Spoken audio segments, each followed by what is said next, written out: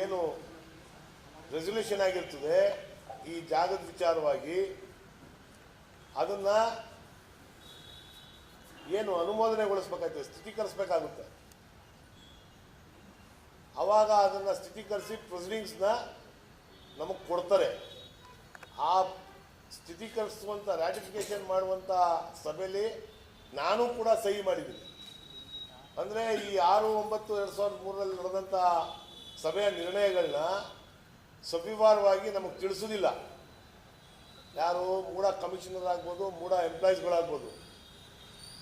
ನಾವು ಸಾಮಾನ್ಯ ಸಭೆಯಲ್ಲಿ ಏನಂತ ಅನಾಹುತಗಳಾಗಿರಲ್ಲ, ಕೊನೆ ಸಭೆ ಅಲ್ವಾ ಇದು ಅವ್ರದ್ದು, ಆ ಪಕ್ಷದಲ್ಲಿ ಅಧಿಕಾರ ಇದ್ದಾಗ ನಡೆದಂಥದ್ದು ಕೊನೆ ಸಭೆ ಅಲ್ವಾ ಅಂತ ಅಂದ್ಬಿಟ್ಟು ನಾವು ಅದನ್ನು ಜಾಸ್ತಿ ಚರ್ಚೆ ಮಾಡೋಕ್ಕೆ ಹೋಗಲ್ಲ. 6/9/2023 21/3/2023 ನಡೆದಂಥ ಸಭೆಯಲ್ಲಿ ಪ್ರೊಸೀಡಿಂಗ್ಸ್ ಆಗಿರೋದನ್ನ ನಾನು ಕೊಟ್ಟಾಗ ಅದನ್ನು ನಾನು ಮನೆಯಲ್ಲಿದ್ದಾಗ ಅದನ್ನು ಓದಿದಾಗ ಈ ದಟ್ಟಗಳ್ಳಿಯ ಏನು ಈ ಸರ್ವೆ ನಂಬರ್ಗಳೈತೆ 15/1-2 ಎಲ್ಲ ಸರ್ವೆ ನಂಬರ್ಗಳು 27.34 ಎಕರೆ ವಿಚಾರವಾಗಿ ಅನಾಹುತ ನಡೆದೈತೆ, ಅವ್ಯವಹಾರ ಮಾಡೋರೆ ಅಂತ ಅನ್ನೋದು, ಅಕ್ರಮ ಮಾಡೋರೆ ಅಂತ ಅನ್ನೋದು ನನಗೆ ಗಮನಕ್ಕೆ ಬರ್ತದೆ.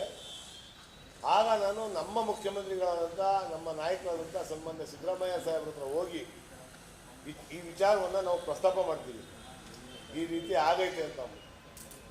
ಆಗ ಅವರು ಎಲ್ಲವನ್ನು ಪರಿಶೀಲನೆ ಮಾಡಿ ಇದ್ರ ವಿಚಾರವಾಗಿ ಎಲ್ಲ ಥರದ ದಾಖಲಾತಿಗಳು ನೀನು ಸಂಗ್ರಹ ಮಾಡಿ ಇದು ಸರ್ಕಾರದ ಸ್ವತ್ತು, ಸಾರ್ವಜನಿಕರ ಸ್ವತ್ತಿದು, ಸರ್ಕಾರಕ್ಕೇ ಇದು ವಾಪಸ್ ಬರೋ ರೀತಿಯಲ್ಲಿ ನೀನು ಹೋರಾಟವನ್ನು ಮಾಡಬೇಕು ಅಂತ ಹೇಳಿದಾಗ ನಾವು GT ದಿನೇಶ್ ಕುಮಾರ್ ಅಂತ ಯಾರು ಕಮಿಷನರ್ ಇರ್ತಾರೆ ಅವತ್ತು ಅವ್ರಿಗೆ ಹೋಗಿ ನಾವು ಇದು ಅಕ್ರಮವಾಗೈತೆ, ಇದು ನೀವು ಮಾಡಿರೋ ಮೀಟಿಂಗು ಏನು 21/3/2003 ನೀವು ಮಾಡಿರುವಂಥ ರೆಸಲ್ಯೂಷನ್ನ ನಾವು ಒಪ್ಪಕ್ಕೆ ಸಾಧ್ಯವಿಲ್ಲ, ಅದನ್ನು ನೀವು ಕ್ಯಾನ್ಸಲ್ ಮಾಡಬೇಕು ಅಂತ ಕೇಳಿದಾಗ ಇಲ್ಲ ಸರ್, ಇದು ಕೋರ್ಟಲ್ಲಿ ಆರ್ಡರ್ ಸಾಕು ಬಂದಿರೋದ್ರಿಂದ ನಾವು ಇದನ್ನು ಮಾಡಲೇಬೇಕಾಗುತ್ತೆ ಅಂತ ತಪ್ಪು ಮಾಹಿತಿಯನ್ನು ನಮಗೆ ಕೊಡ್ತಾರೆ.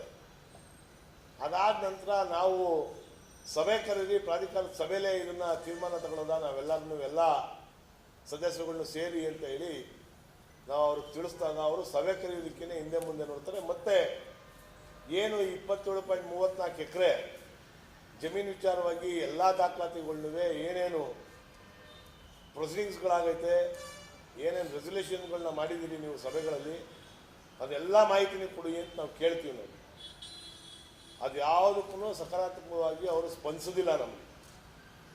ಆಗ ನಾವೆಲ್ಲರನ್ನೂ ಸೇರಿ, ಅಂದರೆ ನಮ್ಮ ಸಹ ಸದಸ್ಯರುಗಳು ಬಾಬು ಬಂಡಿ ಸಿದ್ದೇಗೌಡರು ಇರ್ಬೋದು, ತಿಮ್ಮಯ್ಯನವ್ರು ಇರ್ಬೋದು, ದರ್ಶನ್ ಧ್ರುವನಾರಾಯಣವ್ರು ಇರ್ಬೋದು, ದಿನೇಶ್ ಗುಳಿಗೌಡ ಅವ್ರು ಇರ್ಬೋದು, ಮಧು ಮಾದೇಗೌಡರು ಇರ್ಬೋದು, ತನ್ವೀರ್ ಸೇಠ್ ಸಾಹೇಬ್ ಇರ್ಬೋದು, ನಾವೆಲ್ಲರನ್ನೂ ಸೇರಿ ಒಂದು ಪತ್ರವನ್ನು ಅವತ್ತಿದ್ದಂಥ ಅಧ್ಯಕ್ಷರು ಅಂದರೆ ಮೈಸೂರು ಸಿಟಿ ಕಮಿಷನರ್ ಆಗಿದ್ದಂಥ ರಾಜೇಂದ್ರ ಕುಮಾರ್ ಅವರಿಗೆ ನಾವು ಸಭೆಯನ್ನು ಕರಿಬೇಕು ಅಂತ ಅಂದ್ಬಿಟ್ಟು ಅವರಿಗೆ ನಾವು ಪತ್ರವನ್ನು ಕೊಡ್ತೀವಿ. ಅವರು ಸಭೆಯನ್ನು ಕರೀತಾರೆ. ಆ ಸಭೆಯಲ್ಲಿ ನಾವು ಪ್ರಶ್ನೆಗಳನ್ನ ಮಾಡ್ತೀವಿ. ನಾವು ಇವೆಲ್ಲ